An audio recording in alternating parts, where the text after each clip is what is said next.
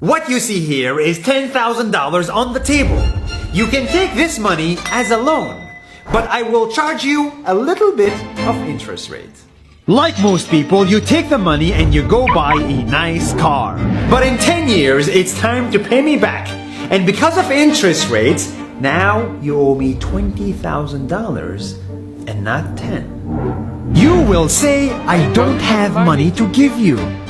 And if you don't, I take your car and a piece of your house. This is how debt works. And after 3 years of traveling the world, I noticed that this is exactly what China is doing. For example, take the small island nation of Sri Lanka. This developing country needs money and China has a lot of it.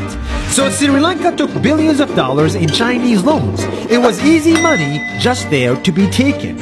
And with that, they built skyscrapers, highways, airports, and shipping ports. The country grew and prospered.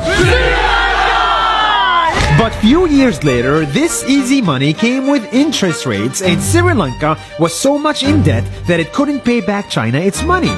And the only way out was to give China control of what they had built. In other words, Sri Lanka lost a piece of its home to China because of debt. This is the Chinese money trap. And it's a real thing I saw all over the world. In Papua New Guinea, I saw $2 billion in loans given by the Chinese to build skyscrapers, infrastructures, and ports. But there is no way this remote developing country can pay it back or its interest rate. And the only way out is to give China control of the country. In the Maldives, Pakistan, Malaysia, Laos, Kazakhstan, Mongolia, Egypt, Kenya, and South Africa, the same thing is happening, and many countries are struggling to pay back Chinese loans. If you look closely, all these infrastructure projects like highways, ports, and bridges connect to China through the sea or through the land to form something far bigger, far more powerful than just a bridge. A new Silk Road.